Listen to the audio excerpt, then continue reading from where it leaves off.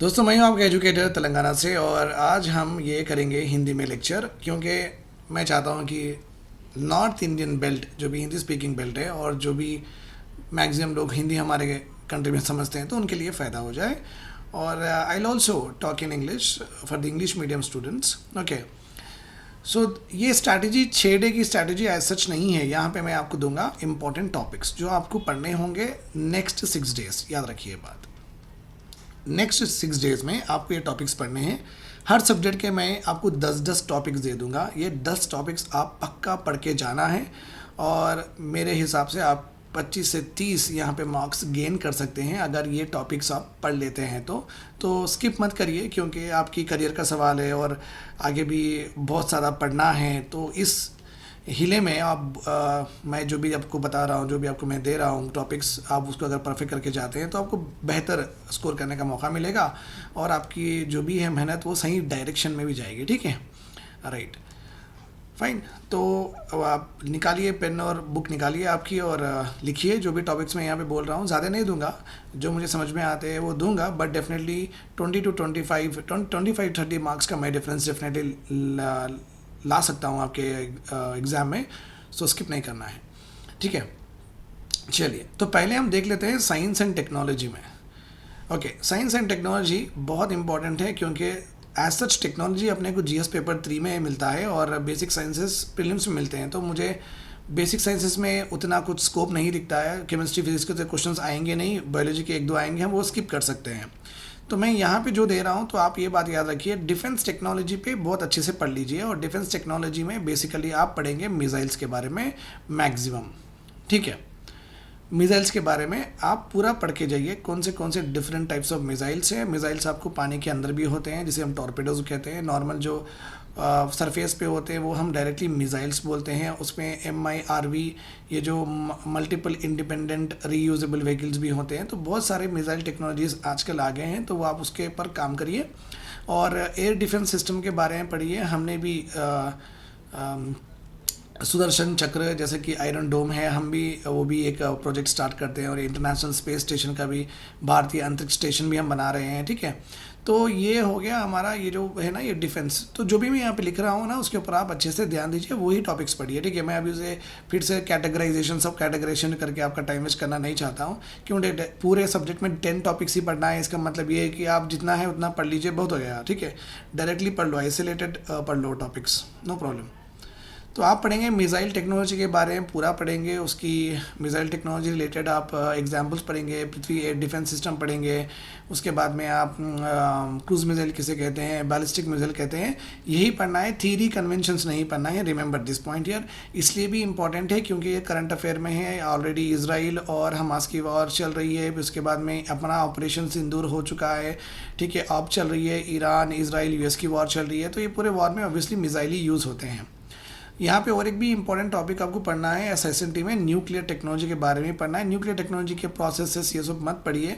Nuclear technology से हम बनाते हैं एटॉमिक बॉम्ब। सो न्यूक्लियर टेक्नोलॉजी होती क्या है, एटॉमिक बॉम्ब होता क्या है, किस तरीके से बनता है, ये आपके बारे में, कौन से एलिमेंट्स यूज़ होते हैं। Nuclear technology dual use technology है। यूज़ में हम कौन से रेडियो एक्टिव आइसोटोप्स यूज़ करते हैं, थोड़ा आप इसके ऊपर ध्यान देंगे तो आपका काम हो जाएगा।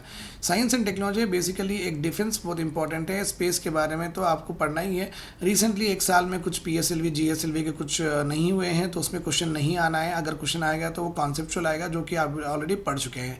तो उसके ऊपर अगर आप ICT, अगर इंफॉर्मेशन कम्युनिकेशन टेक्नोलॉजी अगर देखते हैं, यहाँ पे डिजास्टर मैनेजमेंट के लिए कुछ आ सकता है।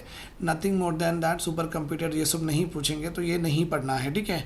तो यहाँ पे आप डिजास्टर मैनेजमेंट रिलेटेड अगर कोई न्यू टेक्नोलॉजीज आते हैं ना, वो ICT में पढ़ लीजिए। स्पेस में आप कॉन्सेप्चुअल क्लैरिटी रखिए, ज़्यादा कुछ होगा नहीं इसमें। PSLV GSLV बहुत पहले लास्ट ईयर लॉन्च करे, तो उस पर क्वेश्चन नहीं आएगा। जो भी आएगा आपको ऑलरेडी पता होगा, क्योंकि वो स्टैटिक में होगा, ठीक है। या न्यूक्लियर टेक्नोलॉजी पढ़ के जाइए, atomic energy, because nuclear bomb में क्या होता है, न्यूक्लियर फ्यूजन रिएक्शंस क्या होता है वो पढ़िए। एयर डिफेंस सिस्टम पढ़िए, इंटरनेशनल स्पेस स्टेशन पढ़िए, मिसाइल्स की टेक्नोलॉजी के बारे में पूरा पढ़िए। और आजकल बहुत ज़्यादा हम शिप्स भेज रहे हैं, ओके। एयरक्राफ्ट वेजल्स होते हैं, ओके, डिस्ट्रॉयर्स होते हैं, और कॉर्वेट्स होते हैं, ये सब होते हैं ना, फ्रीगेट्स होते हैं। तो आप थोड़ा बहुत ये शिप्स के बारे में पढ़िए, वार शिप्स के बारे में, एयरक्राफ्ट कैरियर के बारे में पढ़िए, क्योंकि हमारे दो शिप्स को ईरान के जो IRGC के गार्ड्स हैं उन्होंने उसको डिस्ट्रॉय किया है, तो वो वेजल्स के ऊपर क्वेश्चन आने के चांसेस हैं। तो एज बिकॉज वो करंट अफेयर में था, तो आपको इसके बारे में भी ध्यान देना है, ठीक है। फाइन। एयरक्राफ्ट रिलेटेड आपको पढ़ना है, राफेल तो हमारे पास है, क्योंकि ऑपरेशन सिंदूर कंप्लीटली कैरिड हुआ, और अभी भी जो भी इसराइल जो ईरान में कर रहा है वो एयरक्राफ्ट के थ्रू ही कर रहा है। तो एयरक्राफ्ट की टेक्नोलॉजी आप पढ़िए, एयरक्राफ्ट कैरियर की टेक्नोलॉजी, ये बस हो जाएगा आपके SNT के लिए। इतना पढ़ के जाइए। नैनो टेक्नोलॉजी में कुछ आने का नहीं है, रोबोटिक्स में कुछ आने का नहीं है, बायोटेक्नोलॉजी में आपको ज़्यादा कुछ नहीं पूछेंगे तो वही पुराने स्टेम सेल्स के बारे में पूछेंगे, जीन थेरेपी के बारे में पूछेंगे, किस्पर के बारे में पूछेंगे, ठीक है। नॉर्मली BT कॉटन ऐसा कुछ तो अभी न्यू रिलेटेबिलिटी ब्रिंजॉल के बाद BT बनाना ऐसा कुछ आया नहीं है, तो यहाँ पे कुछ ज़्यादा होगा भी नहीं, ठीक है। और मैं जहाँ तक, जैसा कि मैं करंट अफेयर पढ़ाता हूँ अपने चैनल पे, तो मेरे हिसाब से ऐसा कोई बिल और न्यू अमेंडमेंट्स नहीं हुए हैं बायोटेक्नोलॉजी रिलेटेड, तो आप नहीं पढ़े तो भी चलता। आर्टिफिशियल इंटेलिजेंस के बारे में क्वेश्चन आ सकता है, क्योंकि ChatGPT OpenAI के बारे में पढ़ के जाइए, इनफ। तो मैं आपको यहाँ पे 10 से 12 टॉपिक्स के बारे में दे दिया हूँ कंप्लीट SNT में, ये पढ़ के जाइए, आपका काम हो जाएगा। बहुत आगे रहेंगे अब आपके अंडरस्टैंडिंग में भी, डायरेक्शन में भी। एक के बाद एक ये पूरे लिख लीजिए, पॉज करिए वीडियो, अगर प्रॉपरली नहीं सुने और सुनते हुए नहीं लिख सकें तो फिर से रिवाइंड करिए, फिर करिए, ठीक है। फाइन, ये तो वैसे भी लाइव क्लास नहीं है। फाइन, चलिए अभी हम देखते हैं ज्योग्राफी में। बहुत कम से कम दूंगा मैं आपको, ज्योग्राफी में वही पढ़ के जाना है। इंडियन फिजियो ज्योग्राफी पढ़ लीजिए आप, ओके। इंडियन फिजियो ज्योग्राफी में वही प्लेटू, प्लेन्स, माउंटेन्स होते हैं ना, वो पढ़ लो। वो पढ़ने के बाद में आप ड्रेनेज सिस्टम पढ़ लो। ड्रेनेज सिस्टम का मतलब है रिवर्स पढ़ लो। रिवर्स पढ़ने के बाद में मुझे कुछ इसमें ख़ास नहीं दिखता है। थोड़ा बहुत रेलवेज़ के बारे में पढ़ लो, क्योंकि वो वंदे भारत एक्सप्रेस चल रही है ना, तो उसके बारे में आप पढ़ सकते हैं। रेलवेज़ के बारे में पढ़ लीजिए, ठीक है, ज्योग्राफी में इंडियन रिलेटेड। और ज्योग्राफी में और एक भी इम्पॉर्टेंट आता है प्लेसेस ऑफ न्यूज़। यहाँ कौन से भी इंस्टीट्यूट की आप कंपेंडियम ले लीजिए, वहाँ पे प्लेसेस ऑफ द न्यूज़ होती है।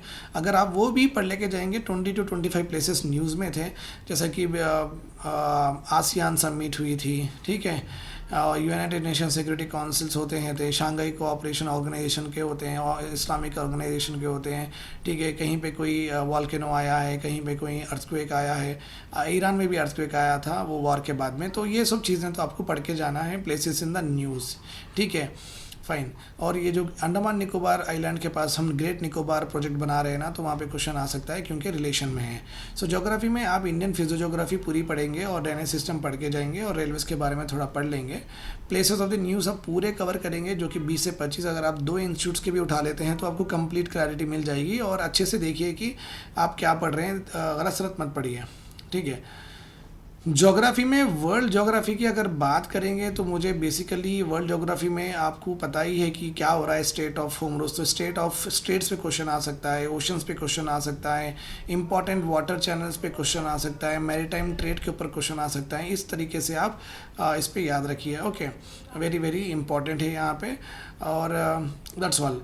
तो ये पूरी चीज़ें लिख लीजिए और उसके ऊपर काम करिए, आपका काम हो जाएगा with regard to what geography का हो गया। और SNT का में एक चीज़ और भी ऐड कर लीजिए, बायोलॉजी वहाँ पे था ना, तो ऑयल का फंक्शन क्या होता है, ऑयल कैसा बनता है, ठीक है, क्रूड ऑयल किसे बोलते हैं, LPG LNG में डिफरेंस क्या है, पेट्रोल डीजल में डिफरेंस क्या है, ऑयल रिफाइनरीज हमारे पास कितने हैं, लार्जेस्ट ऑयल रिजर्व्स किसके, कौन सी कंट्री के पास है, इंडिया की इंपोर्ट डिपेंडेंसी कितनी है। तो ऑयल के बारे में जो भी अपने को एग्ज़ाम में आता है, और स्टेट्स के बारे में जो भी अपने को एग्ज़ाम में वो तो न्यूज़ में मिल रहा है, आप इन दोनों के इंटरलिंक करके पढ़ लो, ईजी हो जाएगा आपका। तो ये टॉपिक्स ऑलमोस्ट मैं 20 to 25 टॉपिक्स अभी तक बोल दिया हूँ, ये पढ़ के जाना तो बहुत बहुत ज़रूरी है, ठीक है। फाइन। थर्ड इंपॉर्टेंट एरिया है स्कीम्स, पढ़ लीजिए आप, बहुत इंपॉर्टेंट है स्कीम। 2024-25 के बजट से लेकर 2026-27 के बजट, इस बीच में कौन से भी न्यू स्कीम्स आए हैं, और जो भी पुराने स्कीम्स को जो भी 2.0 3.0 करके बढ़ावा दिया गया है, और बीच में कोई स्कीम अप्रूव की गई है, लाइक उसके बड़े, जैसे कि अभी रिसेंटली 2 दिन पहले ही कोल गैसिफिकेशन को हम प्रमोट कर रहे हैं। Cabinet approved coal gasification policy 37,000 crore approximately से दिया गया है, ठीक है। तो 2025 और 25-26, 26-27 के बजट में अनाउंस किए न्यू स्कीम्स, और बीच बीच में जो भी स्कीम्स का इम्प्रोवाइजेशन होता है, जैसे कि प्रोडक्ट लिंक सब्सिडी स्कीम है, जैसे कि EC okay emergency credit guarantee line है, ऐसे जो स्कीम्स होते हैं ना उसको भी आप अच्छे से पढ़ लीजिए। Startup India, make in India, ऐसे पुराने स्कीम से कुछ नहीं आने वाला है। अगर वो करंट अफेयर में अगर अपडेटेड कुछ होता है तो वही आएगा। और विकसित भारत का जो भी है ना, वो जी राम जी मनरेगा का, उसके ऊपर भी क्वेश्चन आ सकता है, वो चेंज हुआ, राइट, फाइन। ये कोल गैसिफिकेशन के ऊपर भी क्वेश्चन आ सकता है। स्कीम्स पढ़ लीजिए, ये बहुत थर्ड इंपॉर्टेंट है। स्कीम्स आपको देखिए, अगर आप बिगिनर नहीं है, अगर फर्स्ट ईयर नहीं है, तो आपको पता है कि कौन सी स्कीम्स पढ़ना है। मैं ऑलरेडी बिगिनर के लिए तो प्रॉपरली यहाँ पे दे चुका हूँ, ये आपको बट्टी करके जाना है, ठीक है। और अगर आप स्कीम्स की तैयारी अच्छी कर लेते हैं तो ऑब्वियसली क्या होगा, मेंस में आपको वे फॉर्मेट में ये पूरे काम में आएंगे। ओके, ऑब्वियसली काम में क्या आएंगे आपको, वे फॉर्मेट में आप यही लिखेंगे, और इससे ही आपको चैलेंजेस, जो भी चैलेंजेस होते हैं वो चैलेंजेस को ही हम as a mission, as a programme launch करके कैटर करते हैं। तो challenges are reflected in the form of what, schemes, missions and programmes, remember this point here. और वही वे फॉरवर्ड होगा। अब जो भी हम स्कीम निकालते हैं उसमें कुछ खामियां होंगे, तो फिर उसके लिए हम और भी उसे चैलेंज बोलेंगे, फिर उसके लिए गवर्नमेंट क्या करना चाहिए वो हम कंक्लूजन में लिखेंगे। तो स्कीम्स पढ़ लेने से बहुत अच्छे से आप मेंस एग्जामिनेशन में स्कोर कर सकते हैं, ठीक है, फाइन। अभी चलते हैं हम पॉलिटी रिलेटेड, जो अगर करंट अफेयर्स अगर हम देखना है तो पॉलिटी में आप याद रखिए कि पहली बात देख लेंगे अपन, एवोल्यूशन ऑफ कॉन्स्टिट्यूशन आपको पढ़ना ही पढ़ना है। ओके, सिटीजनशिप नहीं पढ़ना है, यूनियन एंड टेरिटरीज पढ़ सकते हैं क्योंकि केरला का नाम केरलम हो गया है, इसलिए आप पढ़ सकते हैं। सिटीजनशिप तो बहुत पुराना हो गया है कॉन्सेप्ट, तो नहीं चलेगा, अभी इसमें से क्वेश्चन नहीं आएंगे। उसके बाद में फंडामेंटल, अगर मेकिंग ऑफ कॉन्स्टिट्यूशन तो आप पढ़ेंगे ही पढ़ेंगे। फंडामेंटल राइट्स के बारे में आप पूरा ही पढ़ेंगे। फंडामेंटल ड्यूटीज़ के बारे में आप पढ़ना है, क्योंकि मोदी जी ने जो 7 अपील जो की है वो फंडामेंटल ड्यूटीज़ के अंदर आता है, जिसे हमें नेशनल सर्विस की तरह देखकर उसमें पार्टिसिपेट करना है, ठीक है, उसमें पार्टिसिपेट करना है, राइट। तो उसके बाद में अगर हम पार्लियामेंट, यूनियन लेजिस्लेचर देखेंगे तो यहाँ पे प्रेसिडेंट के बारे में पढ़िए, वाइस प्रेसिडेंट के बारे में मत पढ़िए, बहुत हो गया। अगर आप पार्लियामेंट के प्रोसीजर्स के बारे में पढ़ते तो फिर आप देखिए कि एक no confidence motion Modi ji के आगे, ओम बिरला के अगेंस्ट था, ऐसा इस तरीके के मोशंस आए हैं। प्रिविलेज मोशन भी राहुल गांधी के अगेंस्ट आया है।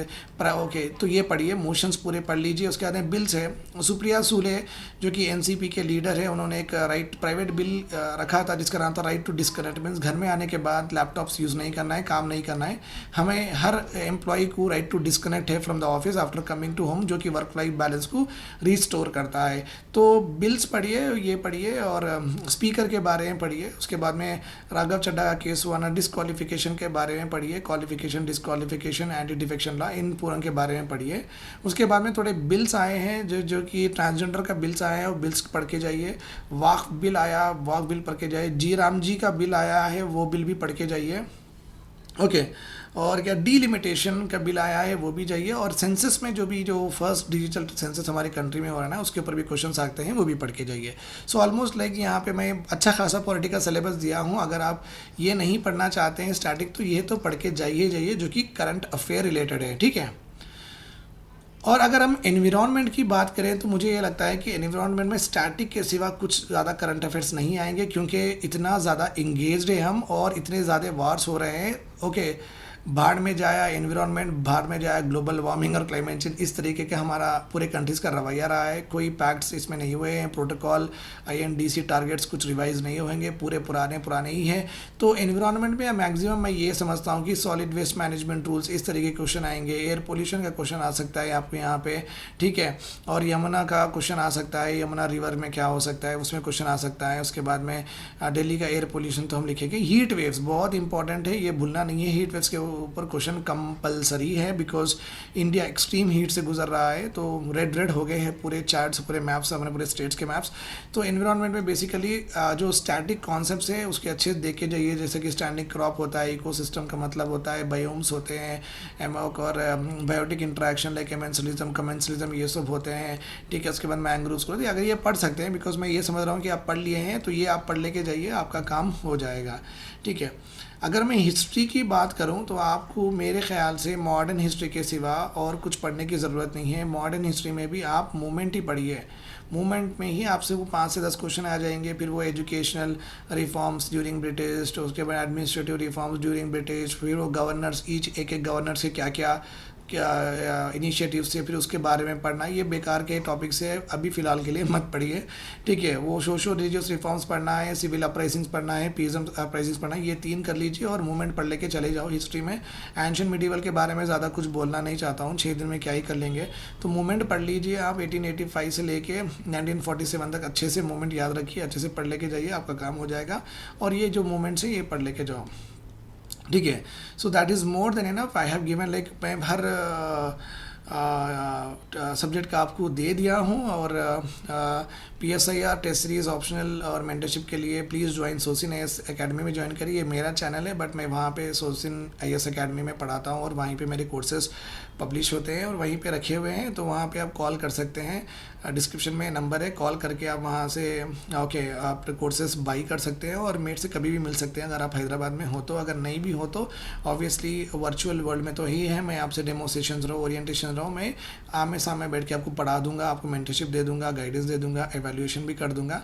सोसिन AI भी है हमारे पास, जो कि फास्ट टू फास्ट आपका पेपर एवेल्यूएट करता है मेंस एग्जामिनेशन का, जिसे ऑब्वियसली मैं ही लिखूंगा, उसके इंपॉर्टेंट पॉइंट्स जो कि आपके रिलेटेबल है या नहीं है वो देख लेगा AI। सो बेसिकली क्या है, मानो हम ज़्यादा से ज़्यादा क्वेश्चंस लिखें, आंसर्स लिखें और ज़्यादा से ज़्यादा आपका एवेल्यूएशन हो, तो इसलिए ये सोसिन AI हम यूज़ करेंगे। बहुत अच्छा कोर्स है, मैं ही पढ़ाया हूँ, okay, you can connect to me. और दूसरे सब्जेक्ट्स में भी मैं आपको हेल्प कर दूंगा if you are being a part of a PSIR optional. I hope this is all clear to you. मैं ज़्यादा समय आपका नहीं लिया हूँ और वक्त का तकाजा आपको भी है और मेरे को भी है। तो मैं आपको नेक्स्ट वीडियो में मिलूँगा। अपना ख्याल रखिए और 14 से 15 घंटे पढ़िए, कुछ नहीं होगा। और गेट के पास तक जाके पढ़िए और मम्मी डैडी को जो भी आपके साथ कंपनी कर रहे हैं उनको बुक्स पूरे दे दीजिए। और हॉल टिकट पहले ही निकाल के रख लो, कुछ गलत सलत है या नहीं है देख लो। आधार कार्ड अगर नहीं मिल रहा है तो कुछ और बंदोबस्त कर लीजिए। So that is very important thing. So अभी भी आपके पास टाइम है कि आप 25 से 30 मार्क्स का इजाफा कर सकते हैं आपके स्कोर में, अगर आप यहाँ से भी 14 से 15 घंटे अगर पढ़ते हैं तो। सो कैजुअल नहीं लेना है, नज़दीक आ गया एग्ज़ाम तो क्या ही कर लेंगे, क्या ही पढ़ लेंगे, इस तरीके से एटीट्यूड नहीं होना चाहिए। आप लास्ट मिनट तक आप जितना हसल करेंगे ना, आप उतना बेहतर आप परफॉर्मेंस भी करेंगे एग्जामिनेशन में।